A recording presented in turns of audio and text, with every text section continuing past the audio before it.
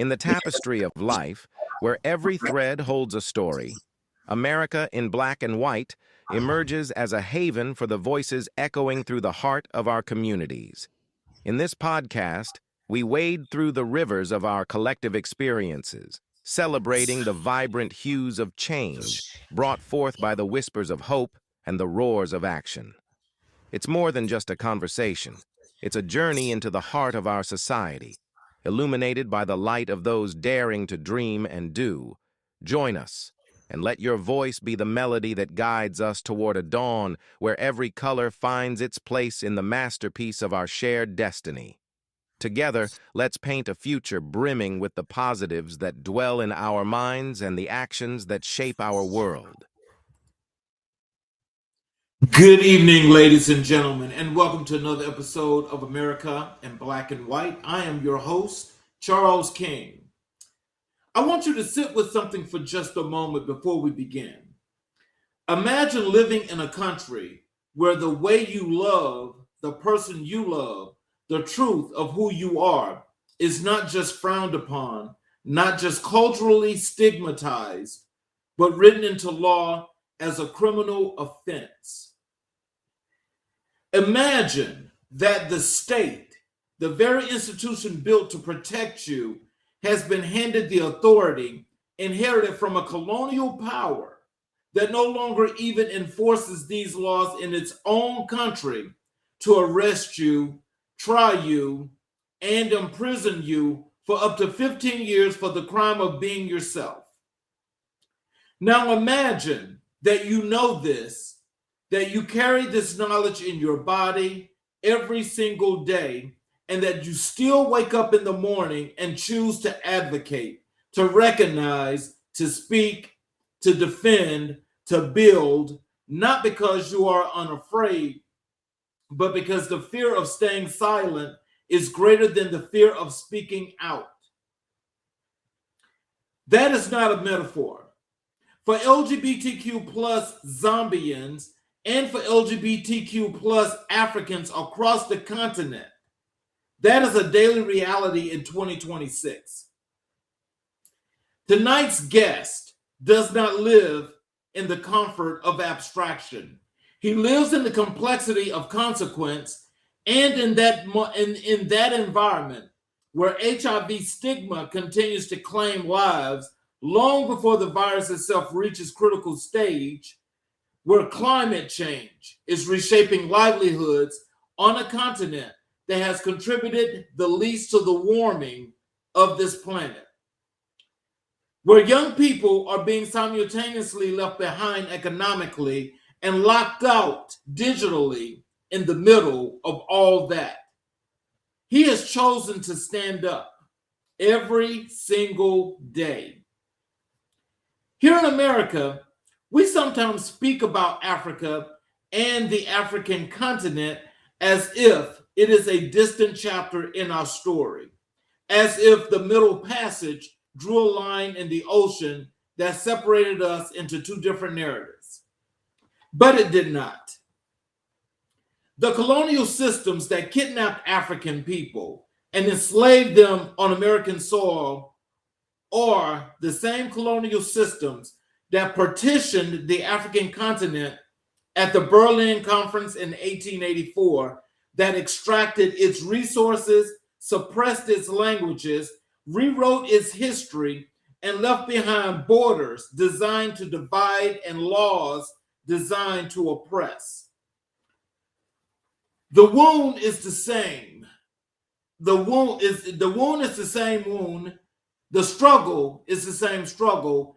And the resistance, the extraordinary unbroken line of Black resistance that runs from Frederick Douglass to Harriet Tubman to Fannie Lou Hamer to the freedom fighters of South Africa to the democracy organizers of West Africa to the human rights defenders of East and Central Africa, that resistance is the same resistance.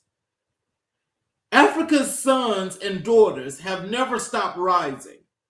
Organizers, thinkers, builders, freedom fighters, people who looked at everything stacked against them and refused, absolutely refuse to let those systems have the final word. Tonight's guest is one of those people born on the soil of the continent that gave humanity its first breath. He carries that inheritance not as a burden, but as a mandate. What you're about to witness tonight is rare. This is not a conversation about Africa filtered through the lens of suffering, charity, or crises. This is a conversation about leadership, about innovation, about courage, about community, about what it looks like when a young Black man refuses to wait for permission to decide and decides instead to build the institution that his community needs. Tonight's episode is a window into the human rights landscape of sub-Saharan Africa that most people, even people who care deeply, have never had the privilege of seeing clearly. We're going to talk about HIV response and what genuine health equity requires when stigma and criminalization are working against treatment simultaneously. We are going to talk about LGBTQ plus rights and what advocacy looks like when the law is the adversary. We're going to talk about climate justice and why Africa's crises is the world's moral emergency. We're going to talk about digital justice and why internet access is not a luxury, but a human right. We're going to talk about economic empowerment and what it means to insist that Black communities be not just invited to development conversations, but resourced to lead them. And we're going to talk about youth leadership because all of this is being carried by a man in the prime of his youth who decided that the future could not wait. This is one of the most important conversations we have had on this show, and I am honored that you are here for it. Tonight's guest is a human rights advocate, an LGBTQ plus rights defender, a climate justice activist, and a social entrepreneur whose work is reshaping what is possible for marginalized communities in Zambia and across the African continent. He is the co-founder and executive director of Access Horizons Initiative, a youth-led organization working at the bold and necessary intersection of human rights, public health, digital justice, economic empowerment, and climate resilience. His life's work is a refusal, a daily deliberate, courageous refusal to accept that the communities he serves should have to choose between their identity and their safety, between their health and their dignity, between survival today and justice tomorrow. He is joining us tonight from the continent that is the cradle of all humanity, and he is brilliant, and he is brave, and he is here. Ladies and gentlemen, please welcome to America in Black and White, the extraordinary Benjamin Hyson Mutambo. Welcome to the show, sir. Hello. How are you doing? I'm doing just excellent. How are you? I'm lovely. Lovely. Good morning. I don't know if it's good morning, good evening. What are we doing? Good evening. So, is there anything you'd like to say to the audience before we get into the show? Sure. I'm so excited for this platform. I feel like this is one of the rare platforms. We don't get such opportunities, especially down south here in Southern Africa, in Zambia, to actually be able to speak freely, because we always feel many a time our voices are controlled. Our voices are usually scrutinized whenever we get to speak about it in the public space, being the Zambian eye of this public space.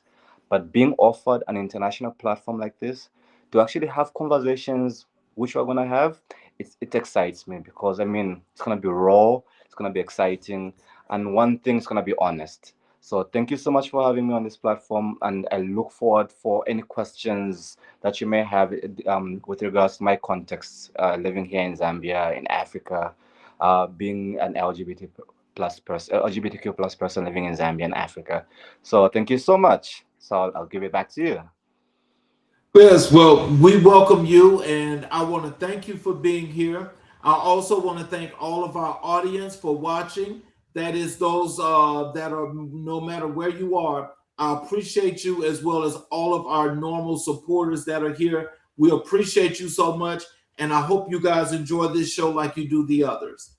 So, what I want to do first, Ben, is I want to start with where I get the audience let the audience have an opportunity to get to know a lot about you and who you are before we get into all of the great things that you're doing. And I want to start this off, and I call this "The Man from Zambia: Life Story and Origins."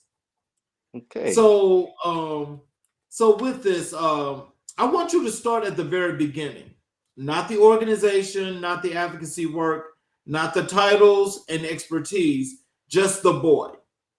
Where did you grow up in Zambia? What was your world like?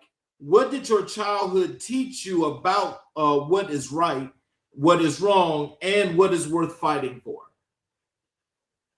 Okay. I mean, that's a very interesting question. I think I'm gonna tackle it this way. So I grew up in Zambia, of course, like you've mentioned. I was born in Chipata, Zambia, which is on the eastern province of the country. Beautiful place, by the way. But I don't recommend growing up there being black, gay, and economically disempowered. Um, it's a very, very tricky situation in the sense of where when you grow up in a very staunch religious family, you get to live your life based off their perception. So I grew up in a way that I wouldn't call it in a horrible way, but I grew up in a beautiful way from an amazing family, very loving family. But at some point, I needed to recognize who I was and what I stood for. But that was so difficult because at the end of the day, we always have this running joke amongst my circle of friends to say, "Don't be black, gay, and poor. Don't be, don't be." I shit you not, because those intersectional lies will literally screw up your life at the end of the day. Because at the end of the day, being marginalized on all fronts will do you such a disadvantage on your life that you end up feeling as if your life amounts to nothing. So, what I'm trying to say basically is that I grew up in a loving home. Yes, great. As I grew older, I realized I came into my own pretty much, and I started to realize that this is who I was, and this is who I should not be. And at the end of the day, I decided to think to myself that how do I come out with my family? That was a difficult situation. Already the law is against us. That's for one. The law is against us. My family is against that best of the religious practice and the doctrine that they believe in. So it was a very interesting time growing up. And I believe that I really don't know how I got through it, hey? Because I think, if I remember correctly, it was a thing of just pretty much just pushing forward, waiting for a moment when I actually got my economic independence, where I could actually just say, you know what, this is who I am, and this is what I'm gonna do with the rest of my life. But unfortunately, that didn't happen.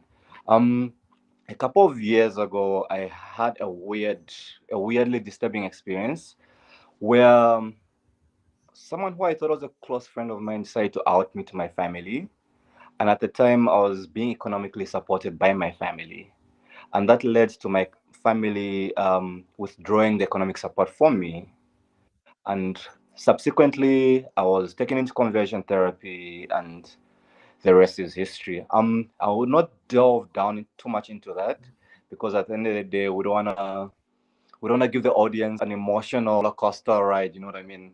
But what I will say is that it was an interesting time growing up in Zambia, especially witnessing queer people like myself, witnessing the law being weaponized against us politically, socially, religiously, culturally. I think one of the things that interests me the most about living in Zambia is that the law itself doesn't have a leg to stand on. Culture itself doesn't have a leg to stand on. Religion itself doesn't have a leg to stand on, because at the end of the day, everything is in conflict with each other. So now you start to wonder to yourself, thinking that at what point do these ideologies reach an intersectional aspect to say, When do we recognize humanism? When do you recognize humanity? When do we recognize empathy in order to accommodate certain members of our community without leaving anyone else behind? And which is strange. We've got so many freedoms in my country. I mean, same like the US, we've got so many freedoms in my country. But the difference is certain freedoms in my country contradict each other. Certain cultural freedoms contradict each other. There's certain cultural practices which are allowed by law, allowed by society, allowed by culture. But it's strange to say. It's strange to think that there's a huge bias and there's a huge bigotry around that, surrounding all that ideologies. In the sense that certain ideologies are accepted culturally and certain ideologies are not accepted culturally. Living as a gay man, living as a lesbian woman, living as a trans person in Zambia is frowned upon legally, socially, culturally, religiously. But it makes you wonder to say, why are certain aspects of our social living, our cultural living, also scrutinized in the way that LGBTQ plus persons are living their lives? I will talk about things like, for example, things that are basic things that are in our constitution: theft, murder. We'll look at things like infidelity, and so on and so forth. These things are not scrutinized in the way that the individual living, the individual context of who someone is scrutinized. And it's so shocking to find out, to realize and grow up in this country to find out that politicians actually weaponize the ignorance of the masses to gain votes from the populace, pretty much weaponizing downtrodden people, using their economic disadvantagedness, using that, for example, using the level of education, using the level of misinformedness. And Zambia is one of the few places in Africa which actually has used religion and constitutionalized religion, brought it into the constitution, and now you find government leaders, politicians have actually now started to use weaponized religion in order to suppress voices. We're going to be having an election, on the 13th of August this year, and so far so good. But I've been worried in the past, especially in the 2021 elections, where public speakers, politicians who are aspiring for the presidency have used LGBTQ people for the purpose of securing votes amongst the conservatives. So yeah, that's a little bit about myself. So, Zambia is a country of extraordinary complexity, a nation that gained its independence in 1964 that has navigated colonialism's aftermath, HIV climate pressures, and economic inequalities. So, hold on one second here, please.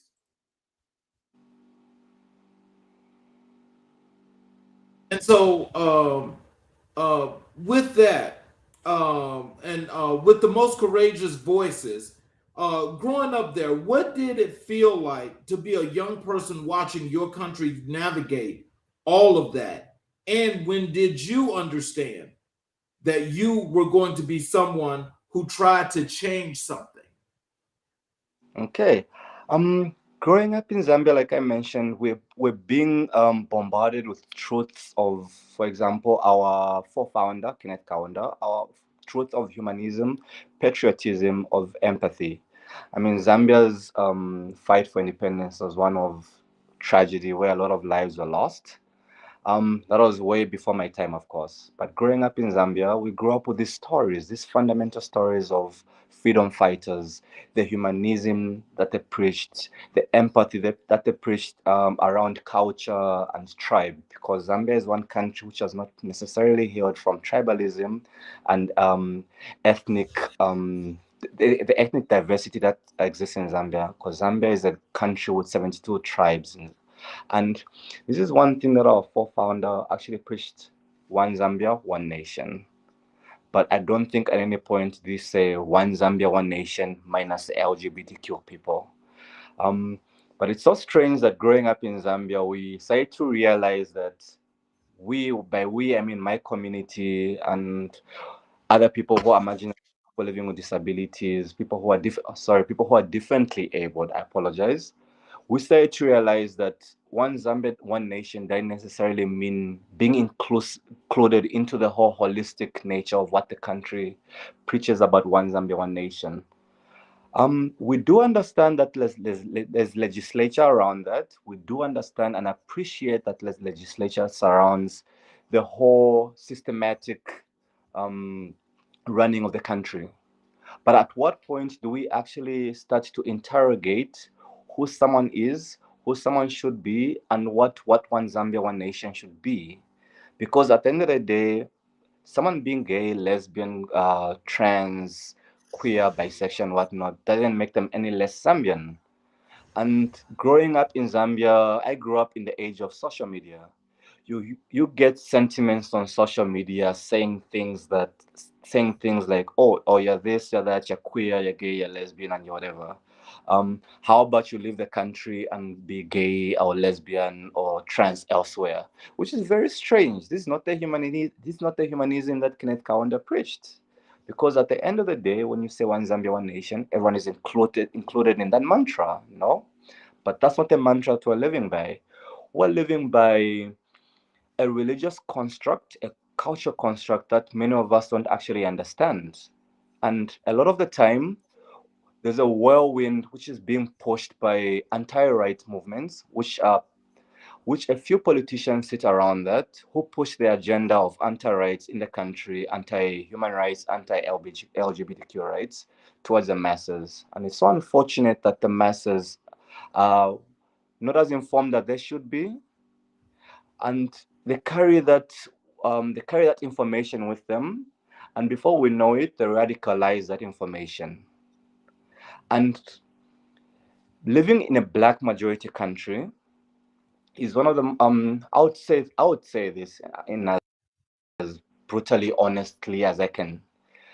Being black gay in Zambia is hard because not only are you in a black majority country which lacks the diversity that a Western society should have to accommodate divergent views, because most of our views in Zambia are homogeneous. Conservativeness, being religious, being humble, as most political aspirants like to call it, being of the faith. So growing up in Zambia felt like a chore, pretty much. It felt like you need to live each and every day fighting for your life internally within yourself, wondering at what point will I be found out, at what point will I be caught out, and what happens to me when I get caught out, what happens to me when I get found out. Our penal code does not necessarily vindicate or legislate against homosexual relationships, being the identity of being gay, the identity of being lesbian, the identity of being trans.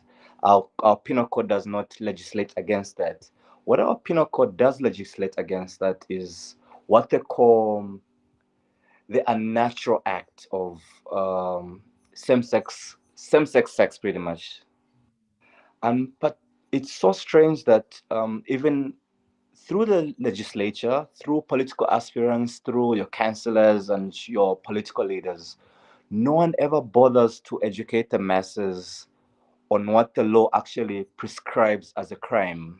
So you live your life thinking that Ben, am criminal, pretty much. So now at what point, as Ben is growing up, 13, 14 years, 15, 16 years old, who understands very little of the law, does someone come to me or someone publicize the fact that my existence is not a crime? I will touch on the fact that later on, of course, as we continue this conversation, to say same-sex relations is under the penal code, but the identity of belonging to a certain sexual minority is not a crime. But that's one distinction that a majority of our populace in Zambia fails to understand. You would find sentiments from people saying people who are queer, lesbian, gay, and whatnot, LGBTQ, should be arrested based off their identity. And then I wonder to myself, um, through each and every step of civic education that every single Zambian has gone through, at what point was this information related to them saying identity is not a crime? It's the same sex relation that is a crime, which is also a very, how can I put it? It's also a very, I remember you had mentioned earlier on to say, these are laws that we inherited from the British Empire at the time when Zambia, Northern Rhodesia at the time, was a colony of the British Empire. We inherited those laws. Meanwhile, our colonial masters have revised those laws and have adopted new laws to accommodate the growing diversity in their nations. Meanwhile, we've kept those laws and regulations and the principles and the cultural nuances and so on. So, in a nutshell, growing up in Zambia was it was a steep climb. Well, It was a steep climb. what I Go was on just now. listening is that it sounds like about a lot that what happens here in the U.S. as well, and that is, for whatever reasons, in using the Bible as you say. I mean, now that's one of the things that these politicians do, but that's not written into what they do into the Constitution, whatever have you. Even though it says clearly that you're supposed to separate church and state, but some Mhm. people use that anyway, and it's like it's this crying wolf thing when it comes to that. Now, what it sounds like to me, and it seems like a little bit of a comparison, because some of the things that you were mentioning before, like the conversion therapy and all those other things, that has happened here in some places here in the US. It still happens. Now, Mhm. what I would always think, and we're not going to bring religion into this, but I do want to say this, is that if those folk actually read the Bible, then I think they would know that they're committing the very sin against the Bible in which the Bible speaks. But That is that is so true. That but is so true. I guess maybe we, and I'm gonna use the word we very loosely in the sense of where like we feel like we've got a God-given mandate to carry out the rules and legislation and the laws of God. And it's very, very unfair in the sense of where we place ourselves at the center of judgment and being the carriers and the executioners of the law. Meanwhile, if someone is as religious and at cross like as they would like to think they are, why would you be the executioner and the judge and executioner of the laws of God? But anyway, like we said, we'll live religion for later on, possibly, because that's a very, how can I put it? It's a very touchy conversation for a lot of black folk like us, and you know what I mean? Because at the end of the day, a lot of black folk really use religion as a foundation and a stepping stone for who they are, who they're gonna be, and who they should be. yes, Yeah. yes. So, your human rights advocacy, especially for the LGBTQ plus rights defense in a country where the law itself is used as a weapon against queer people, is not just professionally risky, it can be personally dangerous. When did you first know that this was your path? And was there a moment, a person, an experience that crystallized your commitment to this work? Oh, of course, of course, of course. I mean, apart from my conversion therapy itself, I already knew who I was at the time. I already, even prior to, I already knew who I was.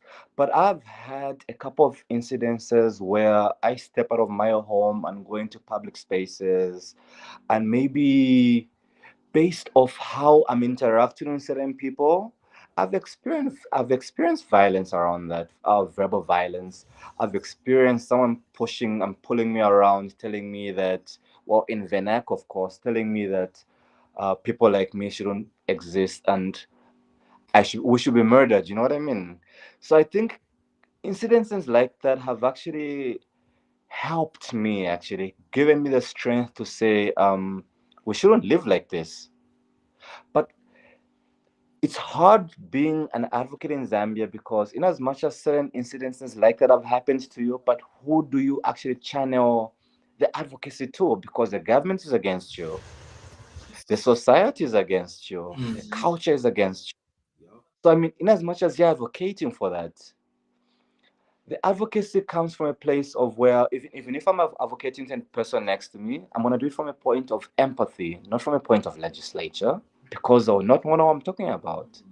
So, I guess to answer your question, I knew that this was my path when I'd experienced all these different things in my life: verbal violence, physical violence, and also the conversion therapy. I knew this was my path because I felt that no one needs to live, no one deserves to live like this. No one deserves to be victimized for the rest of their lives based off who they are. It's very strange to say when people always think that being queer, being LGBTQ is something that you can wake up one morning and say like, oh, okay, I'm not gonna be gay anymore. You know what I mean? But then the opposite is also true. Like, okay, but in a country like Zambia, who would want to wake up in a country like Zambia and think like, okay, I'm gonna wake up gay or lesbian today and continue to be victimized? You know what I mean? Who would choose victimization out of peace and comfort that comes with assimilating and pretty much just conforming to the culture and society of what my country provides? Yeah. So let's get a little bit more deeper into your advocacy work. And this part I want to talk more about the LGBTQ rights, the advocacy in Zambia, your courage under law. For our audience who may not know, let's be clear about the legal landscape. Same-sex relations in Zambia are criminalized under colonial penal code, carrying penalties up to 15 years in prison. You're an LGBTQ rights defender operating in that environment. I want you to help us to understand, what does it actually feel like to do this work in this country with this law on the books, not abstractly, but what does it feel like in your body, in your daily fire? Oh, that's a doozy, hey? Okay, so I will say,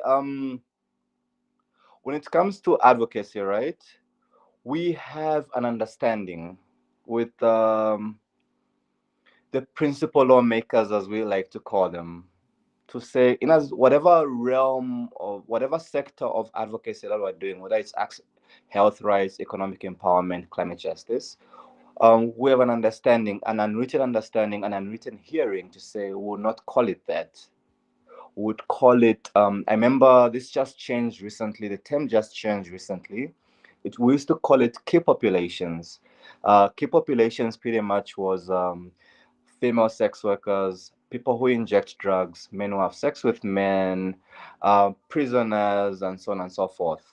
So the term just recently changed, and now they're calling us marginalized people, marginalized communities, or whatever the public health term is now these days. So pretty much now, advocacy for us every single day of our lives is not really advocacy to say we're advocating for LGBTQ rights. We've masked the idea of LGBTQ rights under the umbrella of human rights, pretty much. In as much as we've got an HIV pandemic in Zambia here, when our first interventions around HIV in Zambia started, we masked it under public health rights, which the government was very much aware of this. The government has always been aware of the work that advocates, human rights defenders are doing in Zambia with regards to LGBTQ rights. We've always been aware. But the thing is that society is not aware of that. So whenever we caught out to say a certain safe space or wellness center exists in a certain community, and then 1, 2, 3, 4, 5 people on social media feel as if the government is in support of LGBTQ rights service provision, the government is aware. And the thing is that because everything is under the guise of public health, universal access to human rights, which our government conforms to, So every single day is a journey because we don't know exactly at what point in time when the tides will change for, because now our our LGBTQ rights advocacy, which I mentioned earlier on to say is now under the guise of human rights, will now become a pariah topic because our society has got a habit of nitpicking which parts of the broader human rights should be and should not be allowed. So I guess on a day-to-day basis, it's hard because there's a lot of safety and security concerns which we need to, of course, be aware of. You need to be aware of your language. You need to be aware of your verbatim. You need to be aware of who you say it to, what you say, how you tell her the message, and for how long the message should go on for. So, I mean, the fact that a lot of our health system is supported, was supported by PEPFAR initiatives, which were USA, formerly USAID, CDC, and so on and so forth. I guess it helped a lot the fact that through these initiatives, LGBTQ rights were being advocated silently through public health. And it's unfortunate right now because of a lot of funding cuts, a lot of reinfections are now going on around in our communities, and a lot of human rights advocacy has been lost because that was our shield.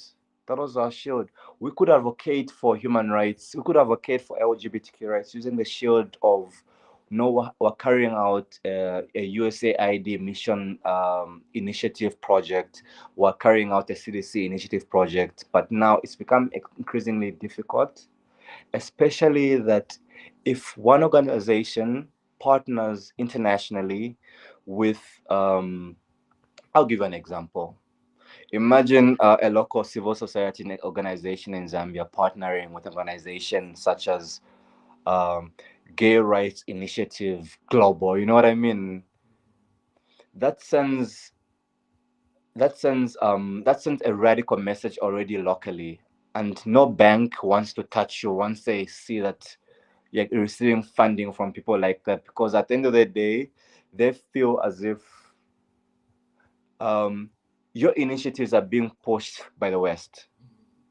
You get what I mean? Like the entirety of your initiatives, the entirety of your programming, the entirety of your strategic interventions is a Western agenda, pretty much. I mean, it's funny because every single day there's always some, most, not really every single day, but most days there's always someone who's always thinking to themselves and maybe pointing fingers to say our advocacy is a Western agenda.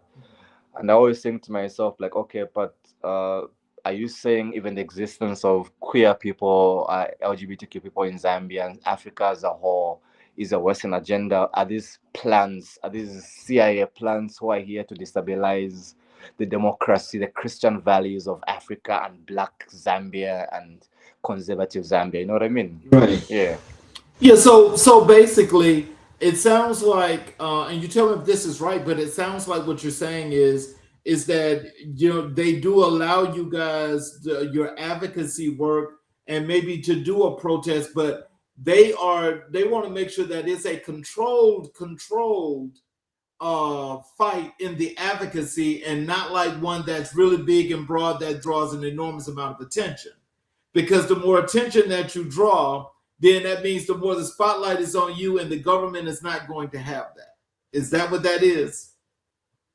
Exactly. That's exactly what it is. So you're given this much of a platform to actually not necessarily advocate for LGBTQ rights, but then you're given that much of a platform to say, okay, you can, in as much as you're designing programs for universal human rights, you can include X amount of people in your programming, and we're gonna give it a ribbon and a, a little red ribbon and tie it on it and say, instead of calling it LGBTQ rights, can we give it a public health term like men who have sex with men, things like that.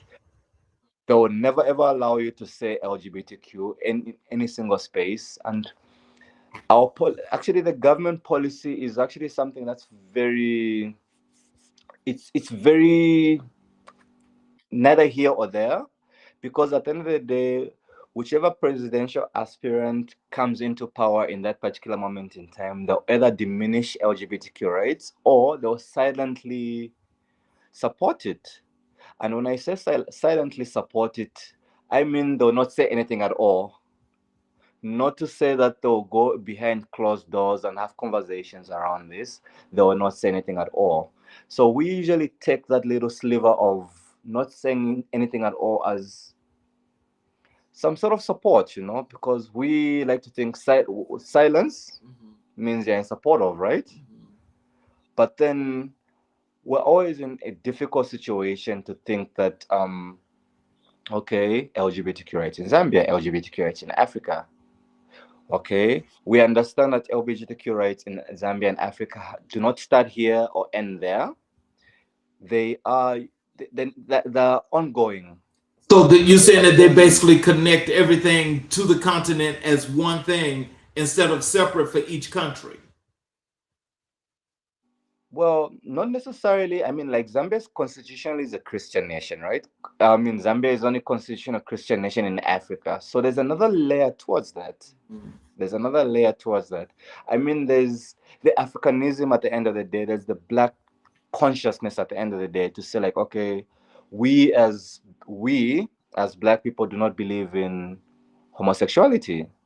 But then there's also the aspect of Zambia as a Christian nation, and now Zambia is a signatory to several human rights and several health acts globally.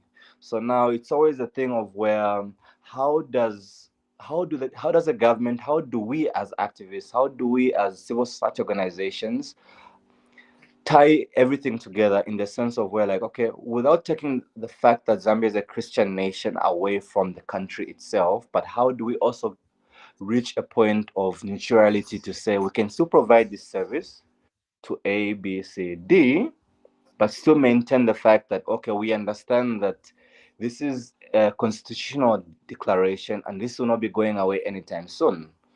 It's an interesting conversation. It's a very interesting dynamic once you're on the ground, I promise you.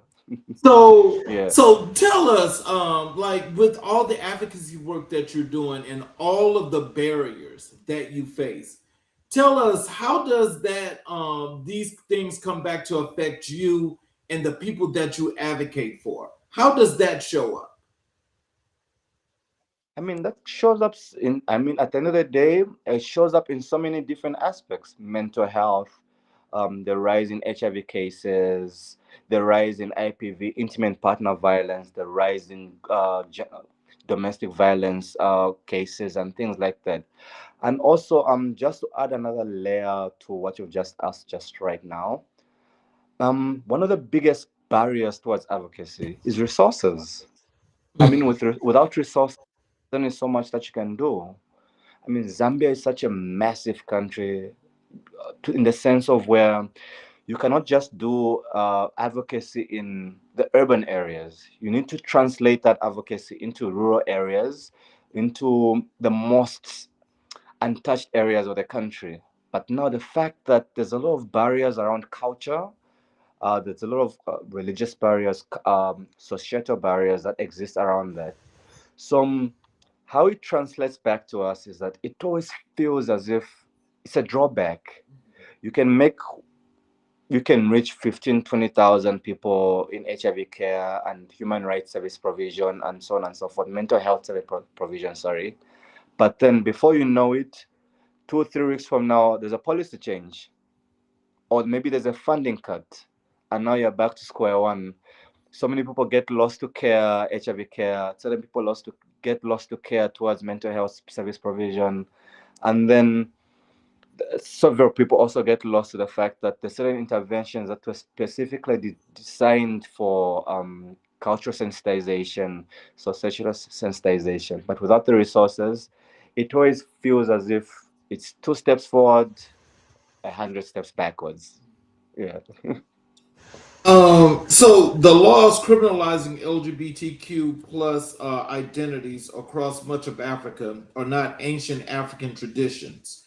They are colonial inheritance, British penal codes imposed on African societies that, in many cases, had for more fluid and Mm-hmm. inclusive understandings of gender and sexuality before Yeah, colonialization. So, how do you yeah. use that historical truth in your advocacy, and how do people respond when they hear it? Um, that's a very interesting question, actually. I guess maybe what I would say is that history always teaches that society grows through dialogue. I mean, we always have dialogues. We try as not as much as possible to have dialogues within the confines of what we're allowed to do, because remember, it's a closed loop. You can only say as much as the state is allowing you to say, without making yourself become a victim towards the law. So my hope is that Zambia continues to have the conversations, in as much as we're having the conversations through a closed loop, and we are having conversations in the realms of dignity, regardless of who's got different beliefs and whatnot. Um, I will say this: one of the biggest undocumented factors in our country is that we never ever realized to say LGBTQ rights existed in our country prior to colonial rule, prior to, I would like to call it, colonial indoctrination. That's a great way of saying it because that's putting their culture on you. Yeah, these things existed in our country way before that, and these are things that undocumented. I mean, I have sat with certain traditional leaders in my country who've said these things exist in our communities. They've always existed, but it's just that we don't talk about them. It was only after those policy that was introduced, now we have to talk about them. And now we have to publicly shun away from them. You know what I mean? Because at the end of the day, these were unspoken conversations that existed in our black communities. But now, come legislation, come policy, come colonialization, now all these things were put in the spotlight, and now we had to talk about them. We had to identify them and actually shun them away and actually develop legislature against them, Yes. which is exactly. So she's one of the things that Zambia has always historically approached these things in a very subtle way, very, very subtle way. Only until certain radical aspects within the institution, within the machine come into play, do these things actually come into the spotlight of conversation. And many a time, this conversation is usually against our people, against my people, without regarding the fact that these are actually real human beings, real opportunities that they have, real livelihoods, real families. Can I just add one more thing? Sorry. Yes. Um, there's always there's always this idea that queer people in Zambia, LGBTQ, whichever letter on the spectrum one belongs to, there's always this idea in Zambia that people live in isolation. You know what I mean? People always forget that person A, person B has got actually a family behind them who are okay with who they are.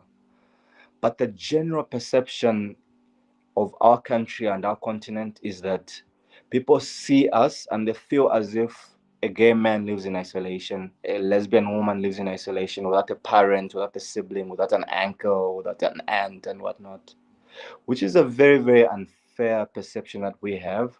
So I guess getting back to your question, one of the conversations that we try to have with our communities is to make people realize is that we don't live in isolation. We actually have parents, we have siblings, we have a brother, we have a sister, we have a mother who actually know about us and are okay with it.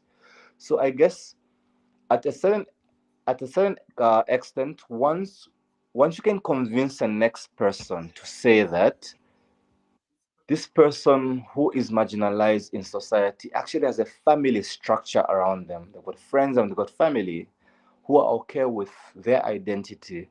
Now, how do we translate that being okay about the next person nationally? How do we translate it provincially? How do we translate it culturally? How do we translate it nationally? So, Back to you. but with all that, I mean, because I can tell that you're putting forth the effort in the work that you're doing. But can you tell us Yeah. how is it that with them not allowing you to say LGBTQ or gay or things of this nature when Yeah. you're actually doing your advocating, how do you, how do you identify as being who you are when you're doing this advocacy work without being able to use those words? I mean, at the end of the day, I personally would never ever identify myself publicly unless maybe I'm asked by a certain close friend or family. Okay, okay. But at the end of the day, we have vernacular nuances that we usually use to actually say to actually help us identify certain people within communities. But these are terms which, and this is a very interesting thing about vernacular, because it can neither mean this or that. It's never really a straightforward response. You know what I mean? Because at the end of the day, one figurative term can actually mean this or that. So, but I mean, based off how you're phrasing that particular question, the person who you're phrasing it towards will actually be able to understand what you're talking about and who you're referring to. Okay. But because you're you're using vernacular to actually address certain terms within our society, somehow it's been okayed. But now, when you translate LGBTQ into the English definition as you and I know it, it becomes a social offense now, which is, Oh wow. yeah, interesting. Yeah, that is you know I tell you, you know, I can say that what most likely what the leaders of your country are saying is that we're not discriminating because we've got advocacy, we have people out doing whatever they do for their rights. But Yeah, but in the back doors, in the back rooms, it's like you're not going to uh, use that term. If you use that term, that's no, offensive, and you are going to go to jail. That's the threat. exactly, exactly. Exactly, I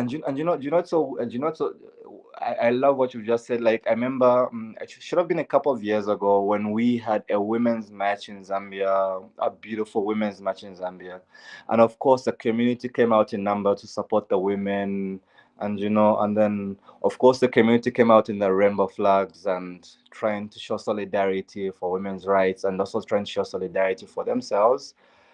A couple of people were actually picked up by the police for the fact that now social media sensationalized the fact that all people came up to this event and now they're showing the LGBTQ and the rainbow flag and things like that. So people were actually arrested for Oh that. And wow. now, yeah, it's very interesting. Hey, we live in interesting times. And now you start to wonder to yourself to say, like, okay, what law are you using to actually arrest this person? You know what I mean? Like, what is the legislative backing that you're actually using to apprehend this person and actually um, put them behind bars days on end without a trial, without any conviction, without like it doesn't make sense, you know? And that's like I always say that usually things like this always come from a political directive. They always come from a societal directive. Someone somewhere is not happy about advocacy, about a certain way that advocacy was happened, and now they feel as if this is gonna hamper their political aspirations. So it's interesting, I would say. But anyway, we are always trying to figure out ways of how, not as much as we're advocating for LGBTQ, right? We're always trying to figure out ways on how we can actually advocate for this without necessarily advocating for it, if you know what I mean. Right. In a way, silent advocacy. Can we have these conversations without actually necessarily having to talk about them, but at the same time realizing that you and I both know that this exists, but can we talk about it without actually talking about it? Yes. You get what I mean? That's the code. Yeah, That's the coded language. You just get the exactly. read for the body language and the gestures and the things of that Exactly. nature. So that's how you move in silence. Yeah, exactly. So it's a very, it's one of those things. which at the end of the day, we always think to ourselves that will it get better? Not right now. Is it going to get any worse? Depends who's in power. I mean, look at it this way. Just a few years ago, I think that should have been, if I remember the years quite correctly, 2021, 2022. We had a US ambassador by our late president, Edgar Lungu, who was ousted from the country because that should have been Ambassador Foot, last name Foot, was ousted from the country because he felt that the apprehension of two gay men who were caught in the act and were sentenced to a 15 years prison sentence. And he spoke against that. And then the president at the time felt that this is something that was not the business of the State Department, the US ambassador, and whatnot. And then before we knew it, this ambassador was kicked out of the country. So it's always things like this because at the end of the day, when I think about it critically like that, I don't think this person, I don't think Ambassador Foot was kicked out of the country based off his radical views, but because of how his views would actually sensationalize the Zambian community, the Zambian society, pretty much, yeah. So, the LGBTQ plus community in Zambia does not exist in isolation. Its members are also young people, women, HIV positive individuals, climate vulnerable community members, people navigating poverty and exclusion in multiple dimensions at once.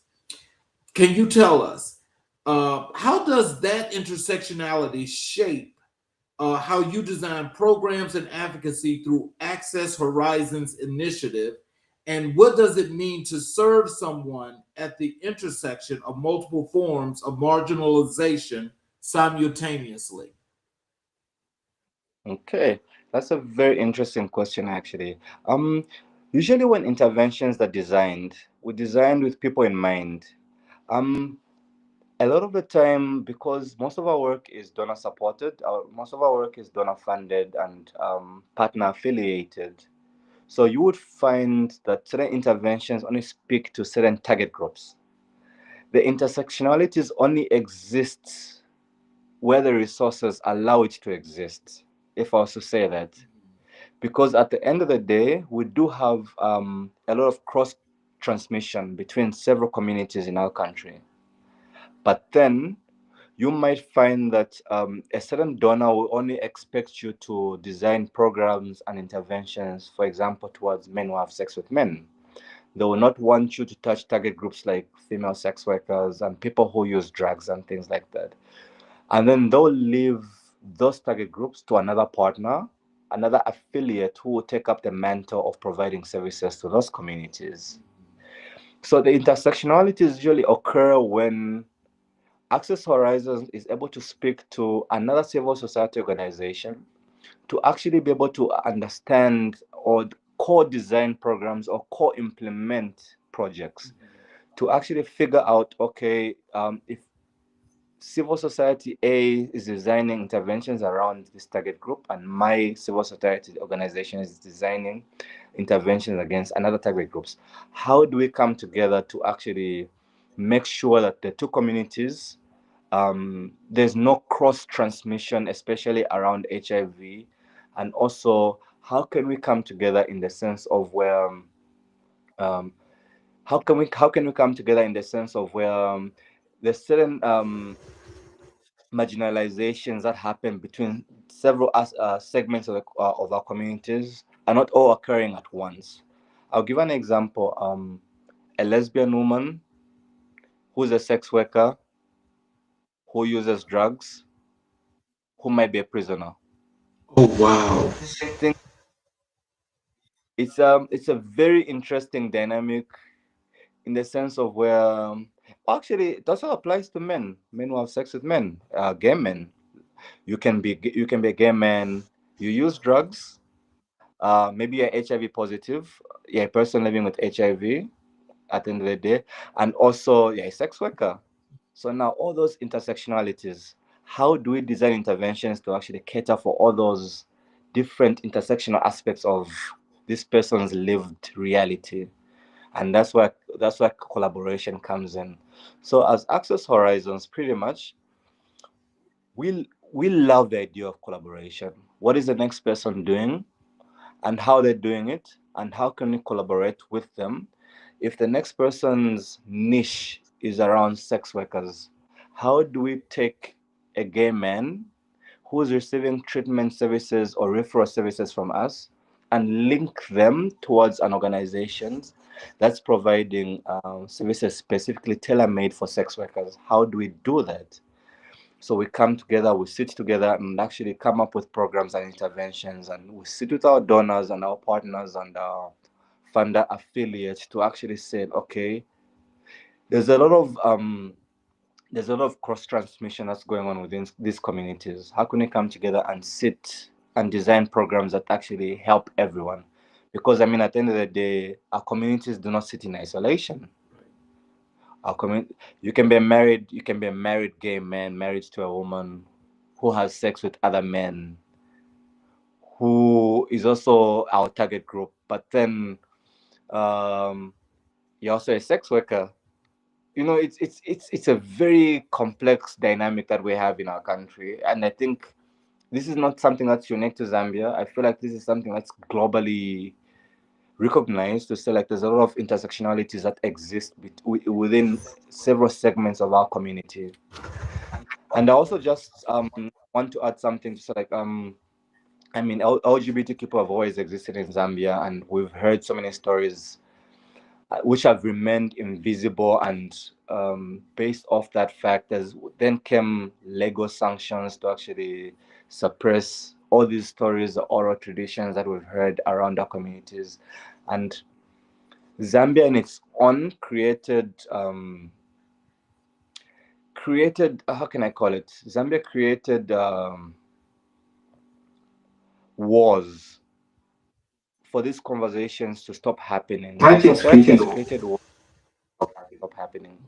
So now it's So always now an it's always an it's always an interesting interesting thing how how among us activists to say like, how do we tell the person who lives in the most rural part of the country about what Access Horizons is doing? Ac- Because ideally, what the Access Horizons is doing is illegal and should be reprimanded by the government, or should be stopped by the law. So it's hard work. I will say that it's hard work, but Oh, yeah, I and can I can believe that that's hard work because when you actually have to get data that you've got to compile, put it together, and break it down into groups and yeah, sections and so forth. I mean, that's got to be huge, especially for a country of your size. And so to think about the advocacy work, though, just in general, I mean, it doesn't matter if it's just a segment; it's still going to be a large population. So that's a lot of work. that is a lot of work indeed. That is a lot of work indeed because, I mean, a quarter of our population is rural, and a quarter of our population has never had access to anything to do with digital justice or climate justice. They know nothing about that. So now the challenges that we face as organization is that how do we actually disseminate that information towards rural communities in the country? And I'll go back to what I said, is that advocacy requires resources, whether it's financial resources, um, technical expertise, equipment, and so on and so forth. Advocacy requires resources, and I don't think there's an advocate in the world who would actually say like, okay, I'll just advocate without any resources being backed by it, because that's not true. Maybe it might be different living in a first world country and being able to advocate for certain things like that, but living in a country like mine, advocacy requires resources. Advocacy requires protection, and in a country like Zambia, protection comes in the source of in the form of money. Right. If you don't have if you don't have money, you will not be able to protect yourself from the law. Once the law, in as much as people might try misinterpret the law just to try squeeze you for the little that you have as an organization. But here we are, we're fighting, and we're hoping that tomorrow is a brighter day. And yeah, And also, if you can allow me just talk about climate justice a little We bit. hadn't got to that part yet. Oh, okay. My bad. Okay, go on, go on. So what I want to do next is I want to go to the HIV response in public health and the fight against the stigma. That's where I want to go next. Hmm. Um, Sure. Zambia carries one of the highest HIV burdens in sub-Saharan Africa, Yeah. with the prevalence rates that disproportionately affect young people, women, and LGBTQ plus individuals. You've been working in HIV response as part of your broader advocacy. Walk us through what that work actually looks like on the ground. Who are the people you're reaching, and what are you putting in their hands? Okay. Because, like I mentioned, so like HIV is a complex illness in the sense of where like it's very intersectional. What we're placing in their hands, pretty much information. Right now, there's a beautiful rollout of PrEP that's going on in the country, and when we talk about HIV, it's important to realize that it's not only a medical issue; it's a social problem. On the ground, our work is pretty much reaching people who often are affected by on the sides of the margin, stigma and discrimination, who lack access to information and healthcare services and support. We give them support without the fear of judgment. Also, we give them the tools, which is pretty much knowledge and information. The people who we pretty much engage, especially when it comes to our outreach services. These are people who go out in the field to disseminate this information and knowledge to our communities. We equip them with the knowledge of condoms, PrEP, access to ART, which is pretty much free. Our government right now has struck several deals with major health providers and major non-governmental health providers to actually provide these services for free. So now the challenge is now has always been how do we disseminate this information to communities that do not realize that this information actually exists.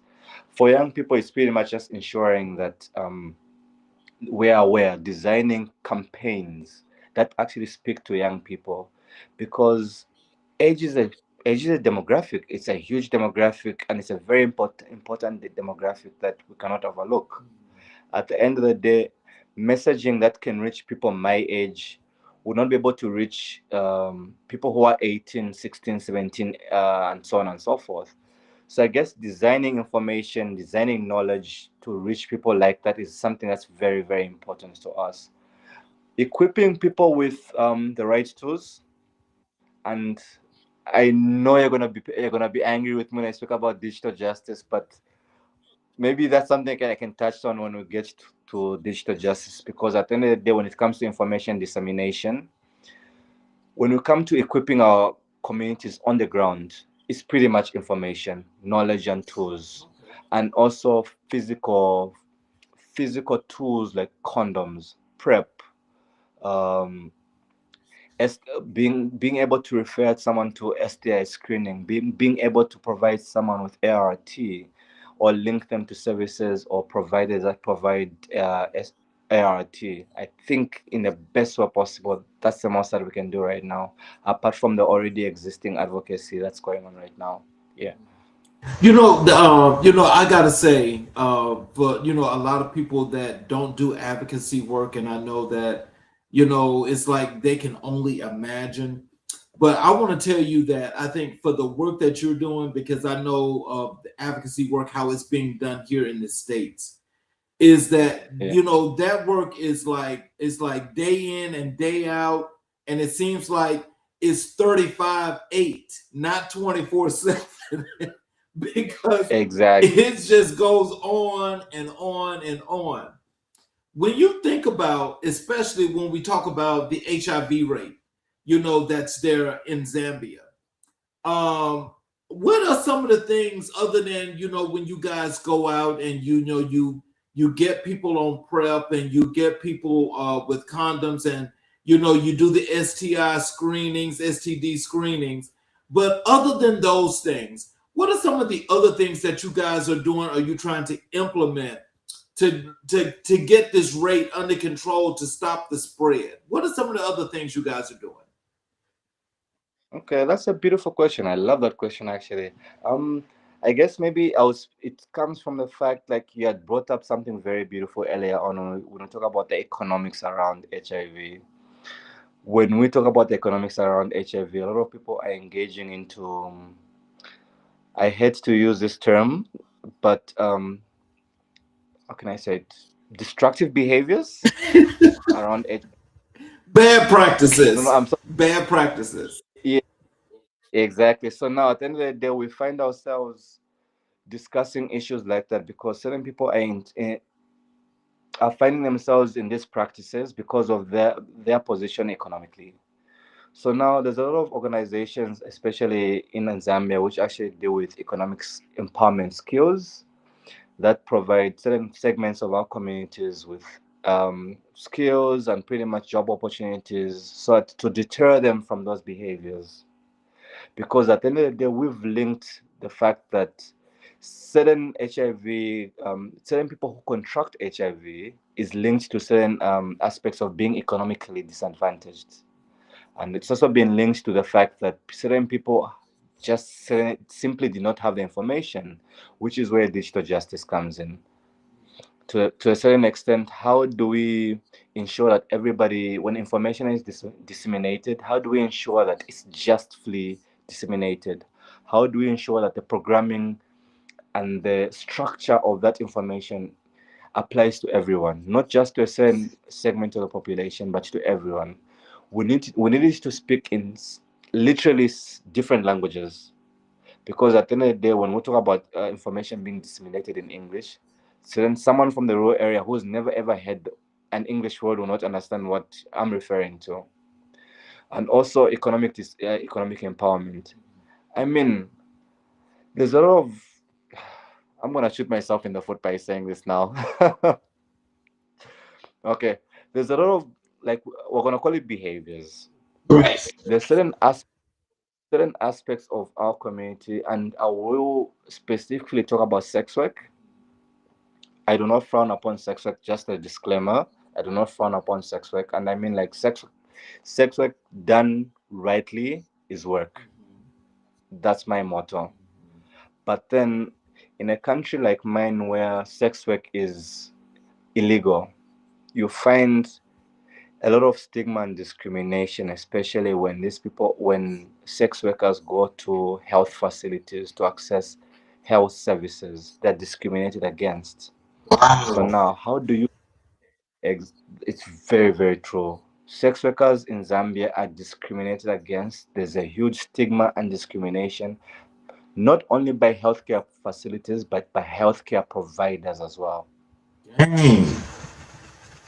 There has been several interventions by organizations like University of Maryland, Baltimore under the Circuits Project, Advance Project, and also organizations like CIDAS under the Checkup Project, who've tried to design sensitivity trainings for healthcare providers to allow them to be able to accommodate certain people within the wider scope of the community and give them equal access to health services. So it's one of we still struggle with as a country, because those are aspects which are culturally and socially ingrained in these people. Because we need to realize the fact that this person is not just a healthcare provider. They belong to a certain sect within our community, within our society, within our culture. So they carry those values into their profession. And in as much as they're administering care to certain members of our community, they administer care and healthcare services based off the values that they believe in. So now, how do we break down those values? Not necessarily breaking them down, but making a hole in the wall for a level of understanding, a level of acceptance, a level of inclusivity, to make someone feel as if to make someone feel safe enough to be able to access those services at these places. Yeah. Back to you. Wow. So with that, I mean, like, how are they getting away with this kind of discrimination when healthcare is a right? That's a very interesting question. Someone once said something to me very profound. Uh, a fish rots from the head, right? Okay. So when you have policy at high level that does not speak towards inclusivity and doesn't speak against stigma and discrimination, the trickle down effect Yes. is all the way towards the bottom. Yes. Okay. If, as a medical practitioner or a healthcare provider, your ministry, where you sit at, where you provide these healthcare services, does not speak towards stigma and discrimination, and your ministry sits at cabinet, and your cabinet sits at the presidency, Right. and there's no conversation around stigma and discrimination, it trickles down all the way to the bottom. Wow. So All the way to the HIV and LGBTQ plus identity are deeply intertwined in both the epidemic's epidemiology and its social response. Mhm. LGBTQ plus individuals in many African countries face double marginalization.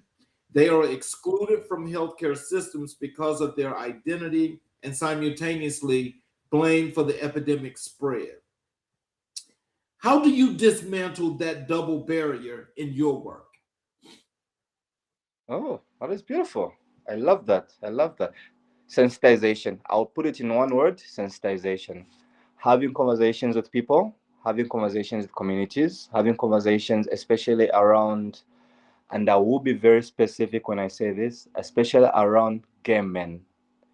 In Zambia, there's still a big misconception to say gay men are the leading cause of HIV, especially around communities in Zambia. Me, no, that's not true. That is not true. So, cultural sensitization, community sensitization, societal sensitization is how we bridge these gaps. Because at the end of the day, we need people to be able to understand that these things do not exist in isolation. And one way that we do that is having community meetings, community support group meetings, which are amazing aspects of outreach and program interventions. Because at the end of the day, when you can have members of the community sit down with you, members of the community being church leaders, traditional leaders, sitting in the same room with you, and them being leaders of their own individual communities, spreading the truth of what the meeting was about, I feel like, I believe that that is one of the strongest ways to actually to dismantle misinformation. Because at the end of the day, if you're able to sit in the room with community leaders, and these are the people who are actually at the front line of misinformation, because at the end of the day, whenever misinformation is being spread in communities, it usually starts from community leaders who actually perpetuate ideologies like that. So we usually target people like that, whether it's chiefs, headmen, well, not the kings and not the kings and so on and so forth, but counselors and people like that to be able to assist us in spreading the right form of information within the communities. It's a very it's a very interesting conversation in the sense of where it's hard to speak about one and leave out the other, because at the end of the day, in as much as one day and want to address the other thing needs to be addressed as well, because there's huge intersectional aspects between the two. I'll give you an example. Men who have sex with men. You can speak about it from a men's support group kind of level, but you cannot. It will be very frowned upon to speak about it in a religious setting. Oh my God. So now, So the religious sector can decide if you live or die. exactly. So now, how do we bridge that gap?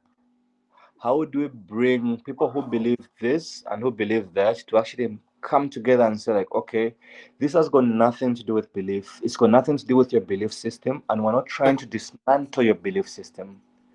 We're just trying to create a safe environment for a John, a Peter, a Simon, and whomever to actually be able to access health services.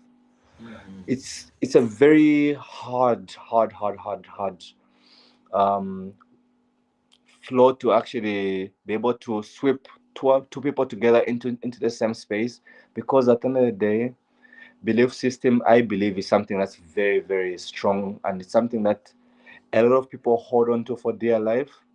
So now, as we are trying to advocate for intersection of interventions, a lot of policymakers, a lot of clergy people always feel as if you're stepping on their toes. And meanwhile, at the end of the day, this is a huge misconception against HIV prevention, treatment, and transmission, you know?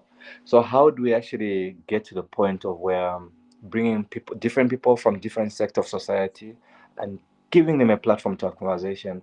You'd find certain members of our society refuse to engage with these more liberal minded people because they feel as if they'll be corrupted in the manner that that belief system allows them to prevail, pretty much. Yeah. So let's transition over to your topic that you want to get out the most, and we're going to talk about this climate justice, Africa's burden, and Africa's leadership. Climate justice is a relatively newer dimension of your work, but it's the one that have embraced as central. Yet you have Mhm. embraced as central. Help our audience to understand the specific relationship between climate change and the communities you serve in Zambia and sub-Saharan Africa. What does climate change actually look like in people's lives, not in parts per million or degrees Celsius, but in food, in water, in livelihoods, and survival? Okay, that is a great question. Thank you so much for bringing that up. Um, climate change is nothing new to Zambia. I mean, it's a global conversation right now. It's a hot topic right now, and I mean, at the end of the day, you find that marginalized communities in Zambia and the rest of Africa contribute the least towards climate change, but meanwhile, their voices are heard the least.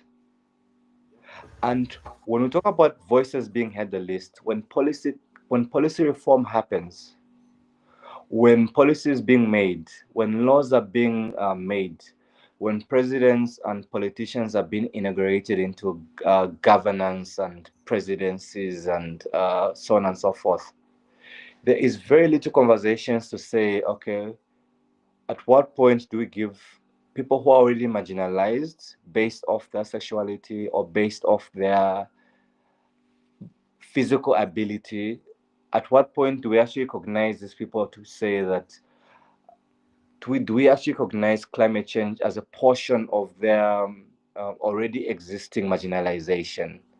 I'll give you an example. There's certain areas in my country where accessing health services is very, very difficult because certain areas in my country are prone to flooding.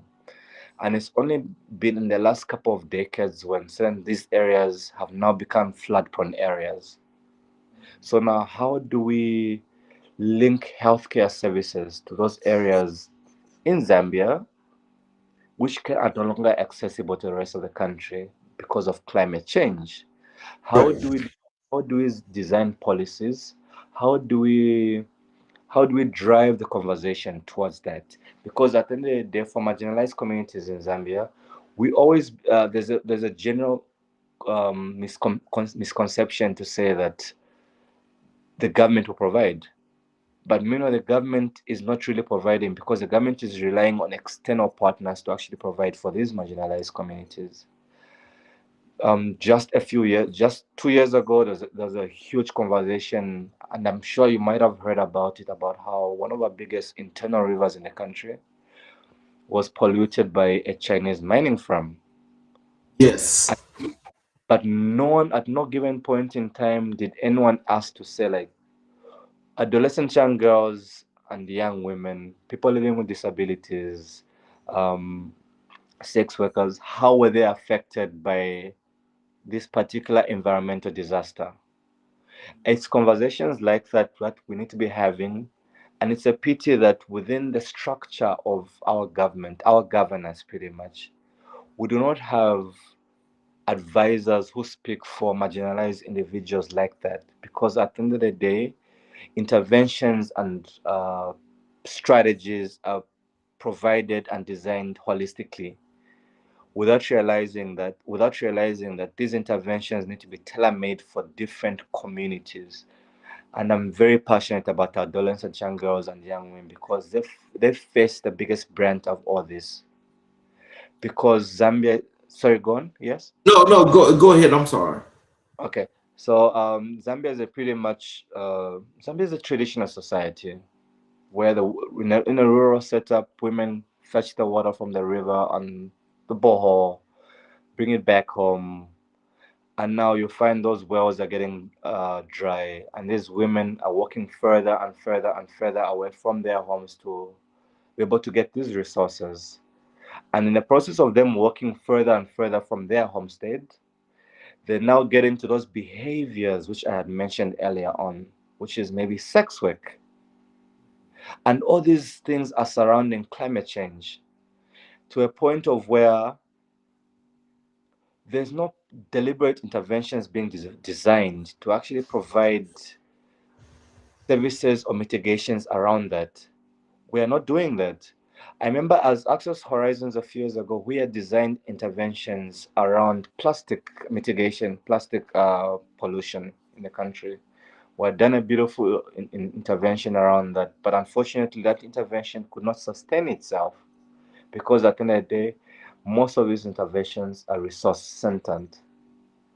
But as I'm speaking to you right now, there is a huge climate change disaster that's about to happen to Zambia because there is very little social corporate responsibility that our big mining firms are actually putting into place in order to mitigate this for our communities without realizing that these communities are the same people that actually work for the mines. When you look at districts in the central province of Zambia, like Kabwe, which a majority of the water resources are lead contaminated. And these are conversations which the BBC and so on and so forth have carried into into the journalism and actually spread the word. But we've never ever heard the government actually speak on this. We've never actually heard of prominent figures within the governance structure speaking against this, speaking about how we're going to actually design interventions and programs to actually mitigate these disasters. Worse off, when you look at LGBTQ people who've lost livelihoods because of climate change, we don't talk about that because these are people who've been deliberately forgotten by the governance structures of our country, governance structures of our society, because according to them, we do not exist, or rather, we do not matter to. We do not. They do not care for us to exist. Right. And these are certain conversations which at the end of the day, in as we're heading into a very environmental conscious um, society, but I feel like my country is being left behind deliberately because at the end of the day, when we talk about climate change, it's about getting the money first and worrying about climate change later. And it's very interesting to find that there's a lot of Western agenda that's being pushed onto Zambia to design mitigation, to design interventions around climate change. But meanwhile, the same agendas that are being pushed onto Zambia, you find these Western countries that are pushing these agendas also rely on the same fossil fuels that are telling Zambia to not use. You know what I mean? So I guess one of the approaches that Access Horizons uses pretty much is a human-centered solutions, and we pretty much design solutions that are people-centered, people-conscious, empathetic towards people, and we do lobby with policymakers, having conversations with people, just trying to figure out exactly to say like, okay, you have a community-centered solution within this community. Do you realize that there's certain marginalized people that exist in that community? How can we include them in this programming, especially when we recognize that stigma and discrimination exist in these communities? How do we design interventions that are inclusive enough in your climate change mitigations in order for everybody to have a holistic benefit of whatever interventions that will be designed at the end of the day. Yeah. Well, so I'll tell you like this, because what I like about that is that you actually zoned in where you brought it in and you put it on the micro level. And see, I think putting it on the micro level is probably how a lot of policymakers or people in your government are looking at it, as though if you're just talking about this one segment of a population, where what most people, well, I'm going to say most people, but most of these countries, especially here, when you talk about climate change, it's on the macro level. Exactly. And so on the macro level means that there's a catch-all, which means everything is in there.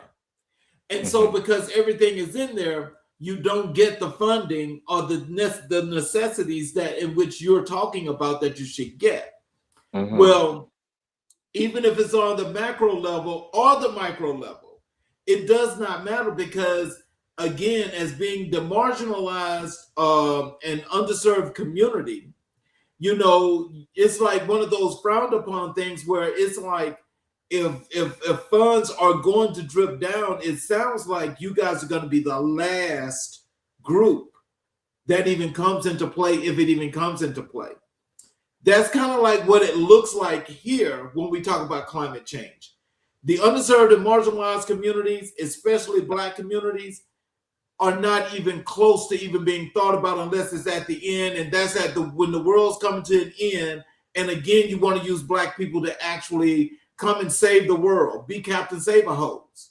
Exactly. So it's like, what happens is, I love the way you framed that argument, but what I will tell you is that I think probably what will work best is that in the advocacy work that you do, and probably if you guys actually go to the policymakers that you talk to, you maybe want to frame it a little different to make it a little broader, and maybe then it'll start to fund in, where you guys start to get some of that funding that you're requesting, because it's definitely needed, and it's definitely one that if it does not happen, then it's probably one of those first groups or whatever have you that goes extinct.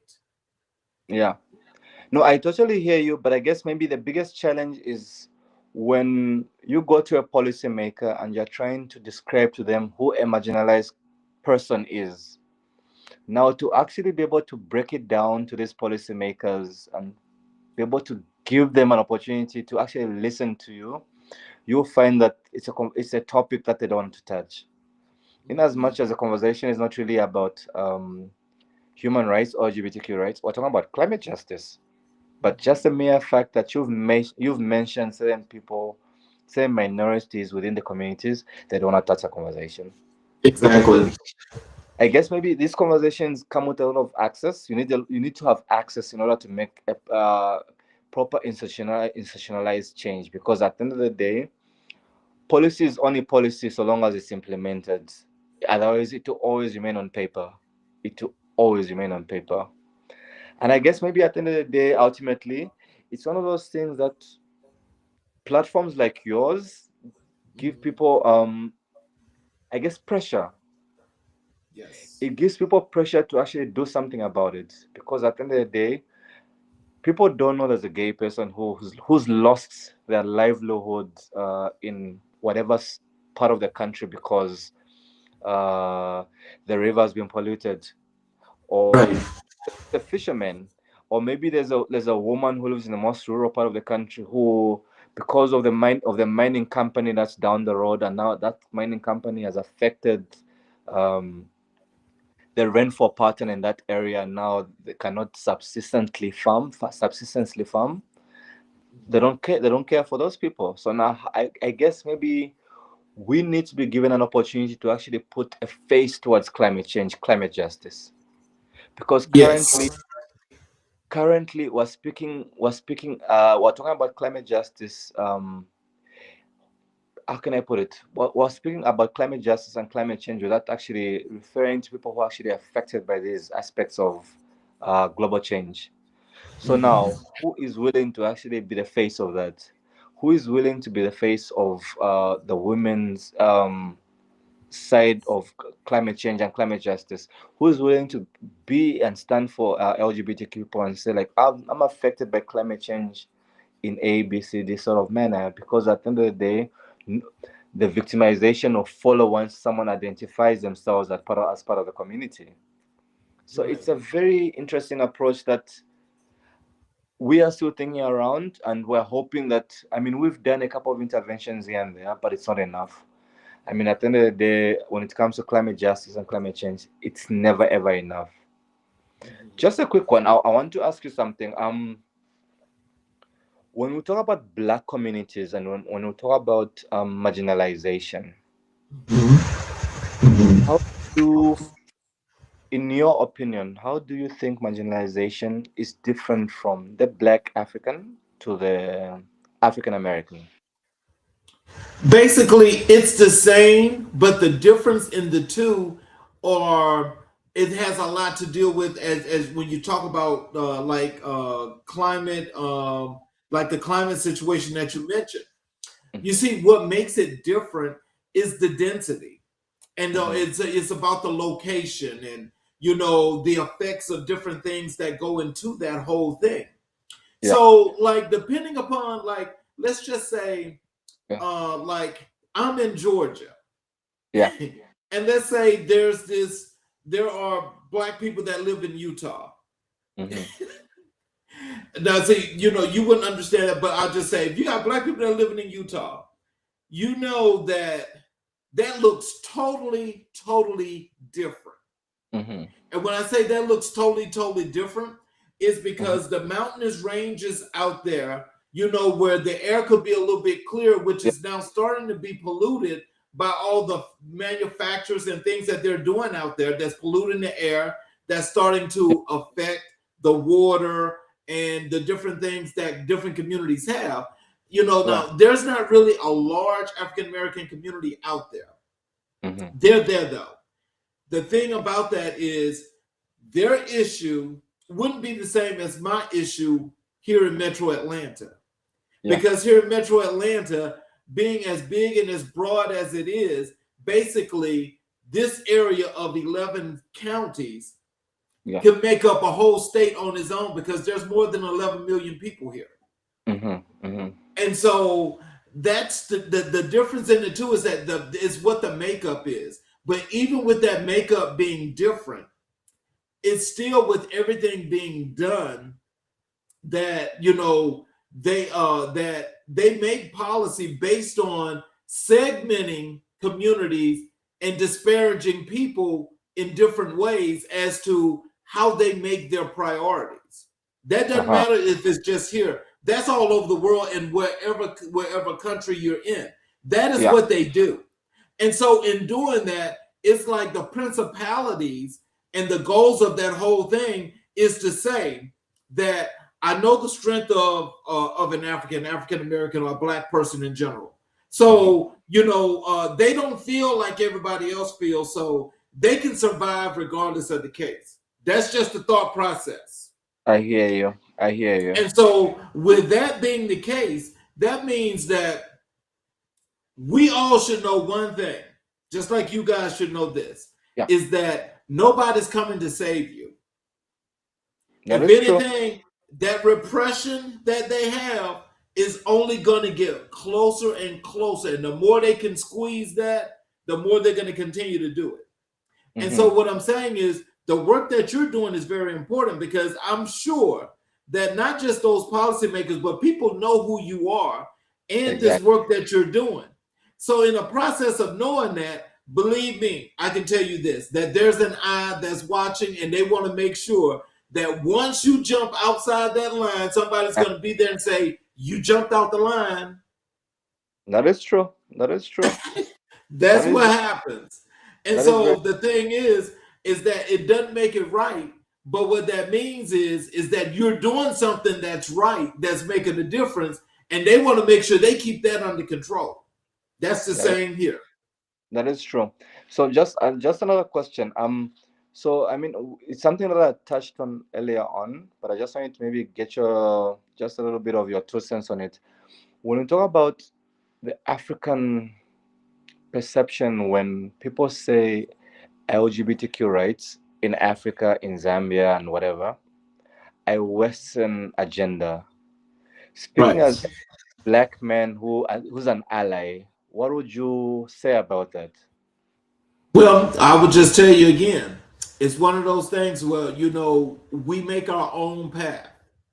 Yeah, So when you make your own path, you just make sure, just like what you're doing, you make sure that you keep walking down your path and you don't have to yeah, worry about what's outside because they're worried about what's inside your path as large as they are. They're worried about what you're doing. And they're that worried is about what you're doing is because it's not what they consider to be the status quo because it's against what you want to do, which is for the people. that is true. So as long as you do what you do for the people, you don't have to worry about them. You just keep doing what you do. No, no, but I wanted to hear from you as a black man when you hear people saying, when you hear people from Africa say things like homosexuality is a Western agenda, like what is the first thing that crosses your mind when you hear that? Like, what is your train of thought around that? I'm sorry to say this, and people going they maybe get upset with me, but I think of and I'm sorry, I just think of slavery and white people. That's what I think of. That's what Really? I think of because that's about control. And so when they start speaking like that, they're only speaking like that because that means that they have an agenda that's against the good part or the good things. But I don't Yeah, care about those folk. And I always tell people you can't worry about what these other folk yeah, are going to be thinking. We know yeah. what they're thinking, so we plan against what they're thinking. That is very, very, very true. Because at the end of the day, like you rightfully said, no one is coming in safe communities here. We Right. need to we need to be able to help ourselves in a way. But I guess at the end of the day, it also starts from a place of knowledge and information. I believe that once people know and people are aware, especially when it comes to constitutional mandates and legislature and things like that, once people are aware, they'll be able to stand up. And also, one of the biggest challenges that we have as a country and have as a region is freedom of speech. Yes. Yes. Advocacy is hard if you don't have protections from the freedom of speech. Because at the end of the day, the worry is that in as much as I'm advocating for my community, or the next person is advocating for their community, how am I protected? How am I Well, protected? Well, I'll tell you like this. You see, Mhm. the protections are far and few in between. They are real, but what happens is, when you do the type of work that you're doing, Yeah, it's always going to be to an extent that, all the protections that are there for those things that you mentioned, yeah, they make them a little bit lesser for you because they don't give you that much rope. that Everybody is else get a whole lot of rope. You don't get that much rope. that is true. And this is how come you'll find a lot of activists and advocates in Zambia decide to externalize their advocacy from countries where there's protections for freedom of speech, Right. because it's been like that for many years. That doing that in Zambia, doing that within Africa, whether get you victimized or might get you a prison sentence. And I mean, there's a couple of people who I might mention who, not in the realms of LGBTQ rights, but just in the realms of being able to speak freely, who've actually fled the country because they said a couple of things that certain people were not happy with. You get what I mean? So it's a very it's a you need to be bold. You need to be bold, and you need to be able to risk everything for you to actually reach a point of where your advocacy can transition your freedom, pretty Yes. much. Yes. And that's pretty much true. And it's horrible that it has to be that way. But I think that now that we're in this 21st century, revolts are all over the place. People that look like you and I Yeah, are basically doing what they do because it's like repression is no longer an option. that is true. That's true. It is no longer an option. Power to indeed power to the Yeah, people. yeah, because I also want to tell you this, because like I said, the work that you do, Hmm. I've had people on the show from other African countries as well that are part of the LGBTQ community that are doing big advocacy work. I definitely would love to have you back on the show, you and two of these other people, where we could talk about some upgrades and some things that are going on, Sure. to where there are some things where you guys were able to be connected, as well as the work that you're doing. You'll be able to learn from each other to continue to make to move and shake and to make things happen on the continuum. And I think these are some really good people, though, that I like to connect you Yeah. to, because they're doing really, really good work.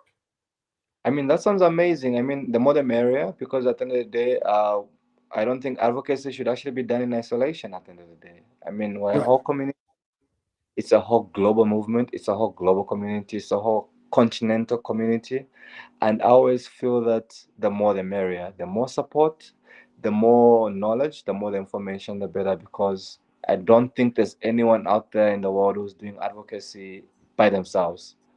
Right. Because I mean, we don't live in a bubble. There's so many intersectional aspects of to our being who we are that we could learn from other people how to better address certain aspects of our community and how our society.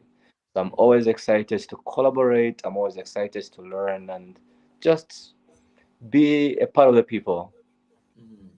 So Yeah. let's do this. So in closing, do you have some words of wisdom and encouragement for our audience?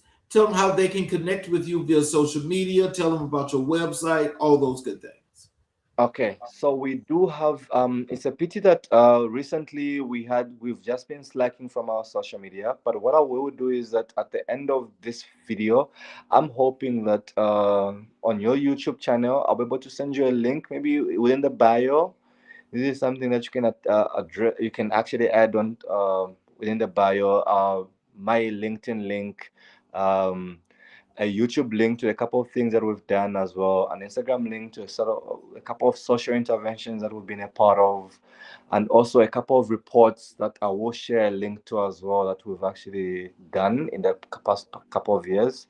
We've done some amazing work, documented work, and we've also been part of major country interventions that have supported close to 25,000 people to access HIV care services in the country. And we are excited to share that information with you. And we've had several partners who've helped us achieve these milestones. And so, yeah, I will be able to share those links.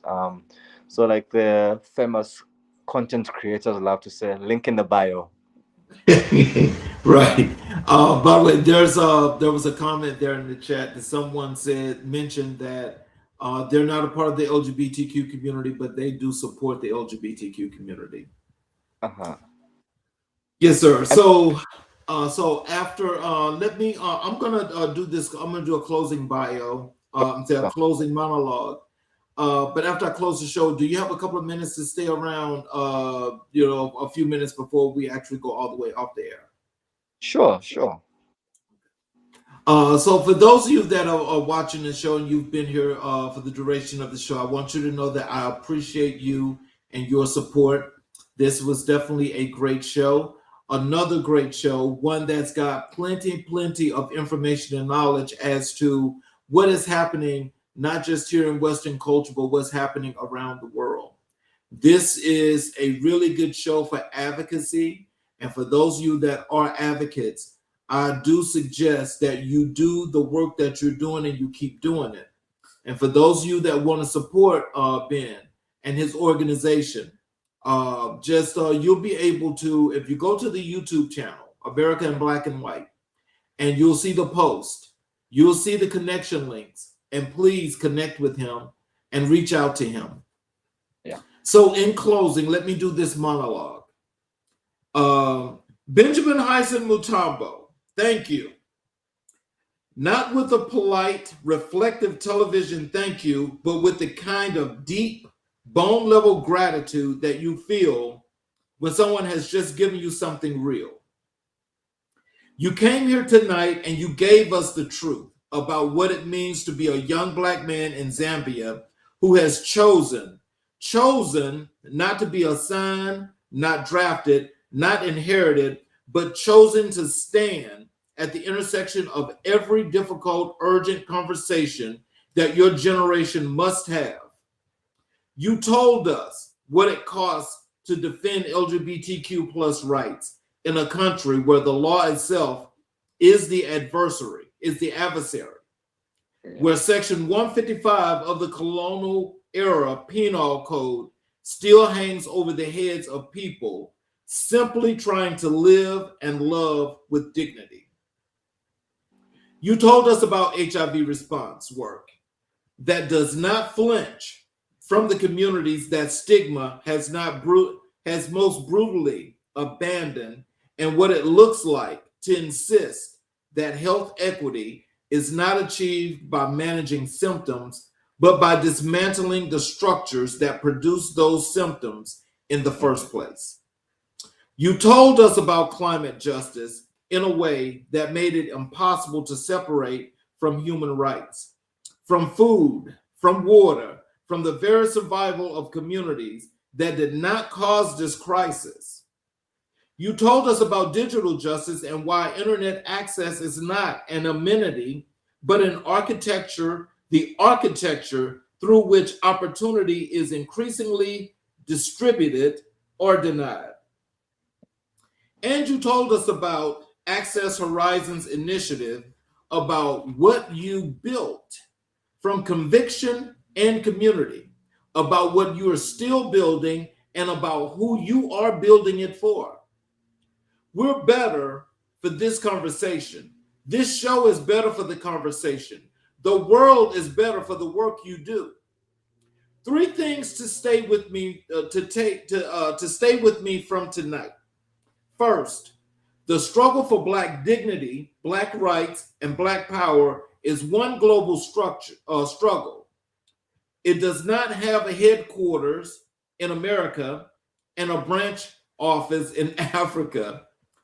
It is the same fight rooted in the same colonial wound, animated by the same refusal to accept dehumanization, pointed towards the same horizon of a world where every Black person everywhere can live with full humanity.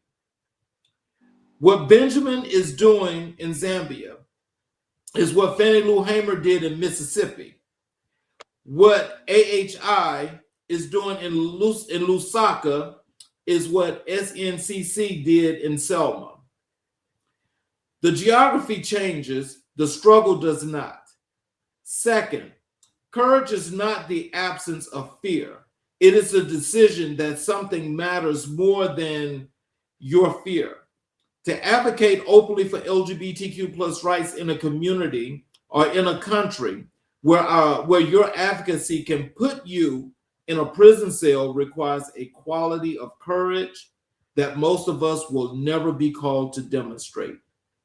And Benjamin demonstrates it not dramatically, not for applause, but consistently, daily, quietly, because the people he serves needs him to. That kind of courage deserves our deepest respect and our most active support. Third, building something, a real institution with a real mission, with a real people in real communities, is one of the most radical acts available to us. Benjamin did not wait for the world to save his community. He built the vehicle. That is Black power in its most practical and most profound expression.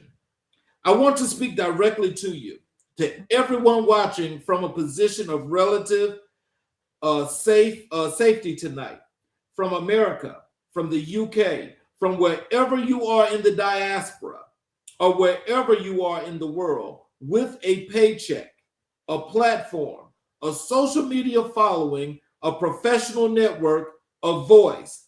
What you witnessed tonight is not a spectacle.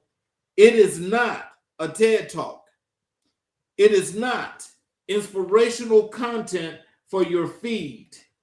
It is a dispatch from the front line, a real one, where real people are navigating real danger, real exclusion, and real injustice with insufficient resources and more than sufficient courage.